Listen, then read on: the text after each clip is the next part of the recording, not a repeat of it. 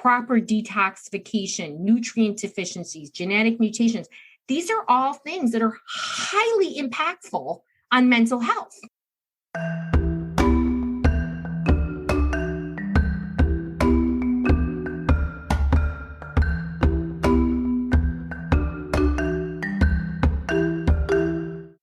Hello and welcome to Self Talk. I'm Rachel Astarte. Today, my guest is Dr. Roseann Capanna-Hodge. She is a mental health trailblazer, founder of the Global Institute of Children's Mental Health and Dr. Roseann Capanna-Hodge LLC, which is devoted to changing the way we view and treat children's mental health. Wow, we need to talk about this. So thank you for being here. I'm really so excited for this conversation. Yeah. So just to give us a little background, how did you get into this field? Yeah. So actually, it truly was my calling. And when I was 5 years old, I have a very vivid memory, Rachel. And so when I was 5 years old, my mom's friend, Angela, asked me what I wanted to be. And what came out of my mouth was I wanted to be a psychiatrist. Wow. And I had no exposure to a psychiatrist. And what it was, or even my family was entrepreneurs, immigrants from Italy. So, there was no exposure to even mental health at that point in the 70s. Wow. And so that's why I always say it was my calling. When, as time went on, I realized that psychiatrists are really sort of only do medications. And that wasn't what I wanted to do. I wanted to help people through guidance, through the talk process and different types of psychotherapy without medications. I've always only been holistic. And then in this 30 years, right? So this is my 30th year of mental health. I've worked in a lot of capacities, psychiatric hospitals, schools, with addicts, with kids, with adults, you name it. And I really, really specialize in working with kids, teens, and young adults and their families. That's really where my heart is. Mental health is really at a crisis pre-pandemic, certainly during the pandemic, and people are out of hope and belief. And I really specialize in showing families that, wow, there's so many evidence-based approaches to reducing and reversing mental health symptoms. And that's my mission. That's what I'm doing. That's why I'm on TV all the time. My media has reached well over 2 billion people.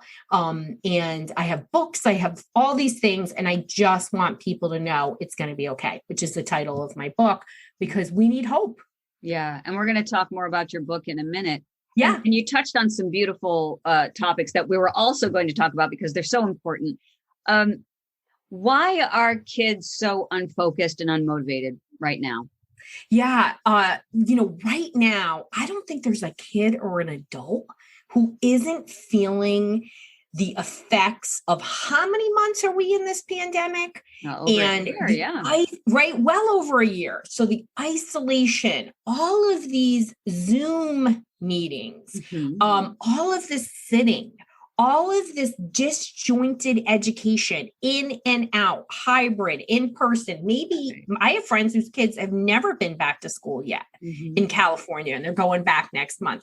So this lack of structure, lack of routine, parents at a level of stress, 70% of parents, according to the APA Stress in America survey, are experiencing significant stress due to pandemic parenting. No surprise. Yeah. And so everybody is really feeling incredibly unfocused, really struggling with motivation, especially for kids and teens and college kids. College kids, we're not really talking about these college kids, but our teens and young adults, in terms of anxiety and depression, are really being hit right now. So anxiety and depression, these clinical issues impact your focus in the same way that clinical ADHD is.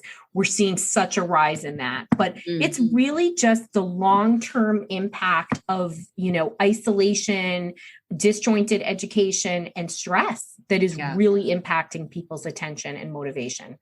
Yeah, you touched on something that I would love to just tease apart a little bit. When we think about Erickson's life cycle stages, right? There's a difference between an 8-year-old and a 16-year-old, because teenagers need to be around other teenagers. It's what they need to differentiate. They need to have autonomy. And this is their developmental period for them to try that hat on with guidance and love from the people around them, including teachers and parents. And they're just not getting that. It's the first time that they, like they can do things on their own and they're not able to. Yeah, that's a really important point. And I want to make it very clear here because I like to cover all the bases. When I say teens need to be around other teens, not everybody is the same. I know I found it very interesting, and I don't know if you came across this, but I'd love to hear your thoughts. Not even every child is suffering during the pandemic. Some children are thriving in the isolation because they're not distracted. And I'm thinking of my own son who really just blossomed during the pandemic, and he's a very social kid. But he said, oh, gosh, it's lovely. I don't have there's not loudness around me and I can focus on what I need to focus on. Do you experience that as well? Yeah. So there is a small subset of kids that in my experience with both in my practice and then just talking to so many, groups and, just being all over the place and that are actually thriving. And some of those reasons are having extra time to sleep in, right? Hot lunches, right, at home. Being able to control the way they're doing their schoolwork, right? Less distractions, and they're not in social drama, right? So they're able to be more selective with who they're hanging out with. Correct. Yeah. And for sure, there's definitely a group. And my kids I've worked with a lot of kids who have mental health issues due to infectious disease. So I have kids with PANS and PANDAS where it's a sudden onset of a psychiatric problem due to toxins or infectious disease. And then I work with people who just, have Lyme disease or other chronic celiac, whatever's going on. Wow. They're loving life. Yeah. Because there's no pressure for them to go back to school because they can do a hybrid option and function well. And I think kids that are doing well in that way too, Rachel, they're getting decent virtual education. So the delivery of the education is pretty good. It's not a 1 hour a week, a day Google Meet. Right. Quality education. I think that's really important too. Yeah. And that's a great point. And so I don't want us to be talking about this blanket statement. I just wanted to have that. There is that little subset. And even learning time management, I think, is also important too, because these are things that you wouldn't learn in a school because it's all done for you. They have to do it. And so true. And some families are loving this so much. You might be listening and saying, I don't know who they are, but there are some families that are loving this so much. They're actually full on homeschooling their kids, indefinitely. So, so it's opened their eyes to the quality of education that their kids are getting, maybe the lack of quality of education. Well, so I think people are, I know people that are actually sold their home and went into a RV and traveling all over the place, providing education. And that's supplemental education in a real time. That's like unschooling in a way. Unschooling, 100%. And, unschooling is that you're taking it day by day. There's all different types of homeschoolers. I'm actually, I'm a homeschooler of one of my kids. My other kid goes to a small private school that's very, it's a democratic process school. So it actually teaches you to think on your own and be independent. And the Hodges, we raise kids who know how to say no. Nice. And they are very autonomous. And so, and I clearly don't believe one size education fits all. I mean, we have to do that. So it's pretty interesting. And some parents are like, I will never homeschool ever again. This is so hard. It is hard. It is hard. It is. Yeah, for sure. So getting back to the kids that are having more trouble being at home and need the school, Yeah.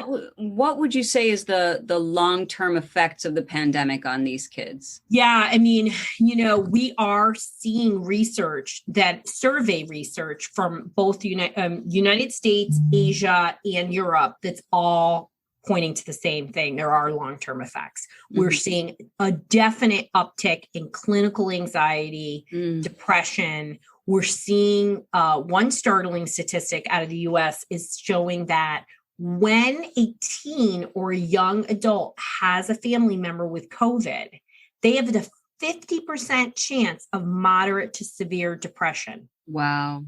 So there's a lot of stress. There's a lot to unpack there around having COVID, maybe physically actually being sick, right? Fear of it, total social rejection from people. I mean, when you have COVID, people are scared of you for quite a bit. Right. So there's a lot of factors there, and the long-term impact, right? So we have to look at other situations, whether it's trauma situations that have affected an entire community. And I was one of the approved providers in Sandy Hook when that happened in that tragedy. And so, there's a lot of information about 9/11, what happened, what kind of things helped, what were the long-term impact. And so we have some ideas about what are protective factors in mental health and what are risk factors, right? So risk factors, if you're already highly stressed, you already have a clinical issue. And I'm going to tell you one of the biggest risk factors for kids in mental health in general is if you have a parent with a significant mental health issue and they are not taking care of themselves. So you can have anxiety and depression, and you can be showing your kids your resilience and your grit and your coping skills. Okay.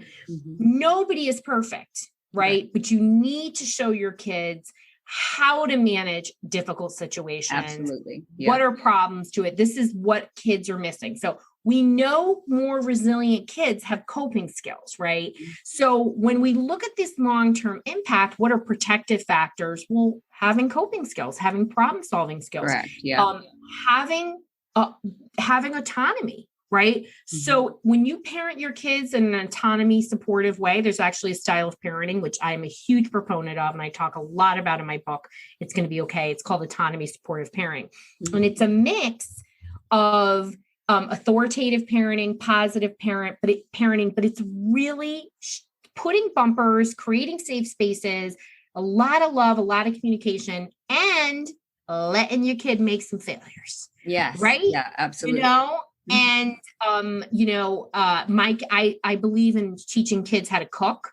I think kids cooking as early as you can get them cooking, like literally my kids were cooking before they could walk. It gives them power, it gives them control, and a sense of control really builds self-esteem. But here's a great example of letting your kid fail. So my younger kid, Giancarlo, loves really spicy food.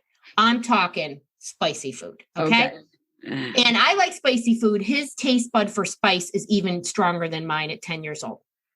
And so he was making a soup, and he's putting his jalapeno in there, and then this pepper, that pepper, this pepper, that pepper, and he was like, I'm going to put red pepper in here too. And I was like, here's the deal, Giancarlo. Did you taste this? And he was like, no. So I was like, what do you think? If this is too spicy, what could you do? And he was like, I could always add more water. I was like, go for it. Now, I thought that thing was way too spicy. He had it and he was like, that was way too spicy. And I was like, that's okay. You figured it out. I didn't tell him that's going to be too spicy. Right. Mouth. And that's so important. It's those little parenting moments that get our kids to feel more comfortable in making decisions for themselves, because we're training them, and you want your kids to make decisions in big situations, when they're offered drugs or they want to drive over 100 miles an hour, whatever it is, they're going to know and have the internal resources. And it's never too late to work on that, but it becomes a clinical issue when your kid is older. You're going to need therapist help. You're going to need things if your kid is like very impulsive, making decisions that I call Homer Simpson decisions, where you're making a decision and you're like, doy, So we want to really create that and give them space for failures. Space for failures in our American culture is not acceptable. Exactly right. And I think to normalize that it isn't even failure, Yeah. it's things didn't go the way that you had planned, and that means you learned. And that means, Practice. and no one ever, I can't think of any brilliant human being who has never made a mistake. Mistakes help us to learn and compound our education in whatever it is we're trying to do. So Absolutely. And so to normalize that for children is such a beautiful beautiful idea. Right. So I want to talk just a little bit, maybe not just a little bit, but let's try. This is because it's a big subject that touches me very deeply. Natural therapies for mental health symptoms. So tell me about how you incorporate those, because you started out by talking about it, and I think it's very important. So for 30 years, I have been teaching people about natural therapies. Okay. Unfortunately, these are called alternative. These should be called, as I call them, proven methods to reduce and reverse mental health. My work in my book, It's Going to Be Okay, is all about proven ways to reduce and reverse mental health. And what's surprising to people, and I break things down, I talk about the 8 pillars of mental health. And yes, this is really a book for parents to help their kids, because I feel that our kids are the canary in the coal mine, and we have to band together. Like, I truly am on a mission to change the way we view and treat children's mental health, and it's so important. But the 8 pillars are applicable to anybody of any age. And what are some of these things? So this is surprising to people. They're not getting the message that diet, sleep, proper detoxification, nutrient deficiencies, genetic mutations, these are all things that are highly impactful on mental health. Absolutely. And instead of saying, oh, I have a genetic mutation, MTHFR, that impacts how I utilize the B vitamins, oh, it's genetics, I'm done. No, I want you to think differently and flip that dialogue. Oh, well, what can I do about it? Well, that's what I do. I teach people this. I lay it out. It's more empowerment. Yeah. More empowerment. And there's so many things that we can do. I mean, I really emphasize parenting.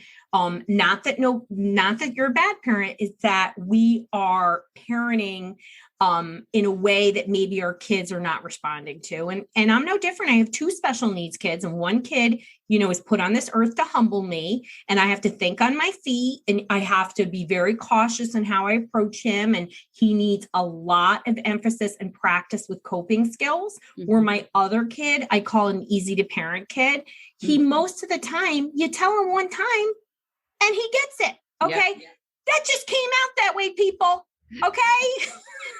But he's got a very regulated nervous system. He's usually super happy. He literally barely walks. He skips. He's always humming. He's just that way. Mm-hmm. And I also spent a lot of time talking about clinical therapies, right? So when you have a clinical issue, there's way more that you can do besides a psychiatric medication. Mm-hmm. And when it comes to kids, about 70% of the time, kids are given a psychiatric medication that is off-label, meaning it is not, there's no clinical evidence to utilize this. So what are alternatives? Well, I am a huge fan of neurofeedback and biofeedback. I work with people in my center, but I also work with people all over the world remotely doing neurofeedback, because we have equipment that we can send people.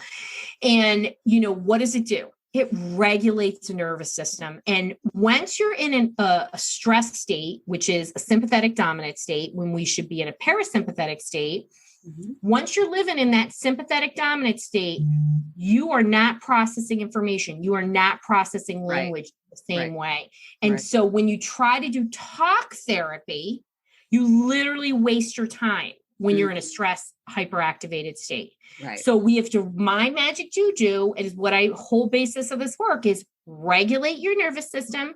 Yes, I love biofeedback and neurofeedback, but I'm a huge fan of meditation. I'm a huge fan of breath work. I'm a huge fan of yoga. There's a long list of things that are evidence-based. Okay. Yes. Now I believe if my client says to me, I'm doing this and I'm working with a remote healer and it's helping me, I say, awesome, do it. You believe it works? Wonderful. But when it comes to the work that I do, I really focus on evidence-based approaches because I'm pushing up against pharma. Mm-hmm. And the belief that people feel about mental health is who's on top of the triangle is a physician, when you should be on the top of your triangle and making these choices for yourself. And that's what this is about. So I regulate the nervous system. Then I believe in teaching and coming in with very specific types of psychotherapy. Beautiful. And that has been something that has helped thousands of people that I work with. That's so, and people just aren't getting this message, and they're finding me when they're broken down and they're in extreme distress, which is okay. It's always the right time, but I want to change that. I want to prevent this from happening. Say more preventive work. Yeah. Yeah. Absolutely. Beautiful. So I could talk about this all day, and the mind, body, spirit connection is my jam. And that's what we always talk about. But tell us how we can get your book, and how to reach you. Yeah. Well, you can go to It's Gonna, GONNABOK.com. And when you pre-order the book, it's all there for you. I have 4 amazing freemiums for you, including videos and downloads. But you can buy my book. It's going to be okay on Amazon. It's on pre-order right at the time of this, but it will be released May 11th. Okay. And you can find me everywhere on social, from TikTok to YouTube to Instagram, as Dr. Roseann, DrRoseann, no E at the end. Okay. And I'm going to put all of the links in the show notes so that people will be able to find them. So that won't be a problem. And of course, when we share this on social media, they'll be there as well. Great. Wow. So much, I could talk all day, but I appreciate you coming on Self Talk. Thank you so much. Thank you for being here. And, I ask everybody, if you know or care about somebody whose child is suffering, tell 5 friends about this book, because this book is designed to change people's lives. And I spent so many years helping people who are in such a pain point. And I just want everybody to know there's hope for healing. Beautiful. Thanks so much, Dr. Roseann.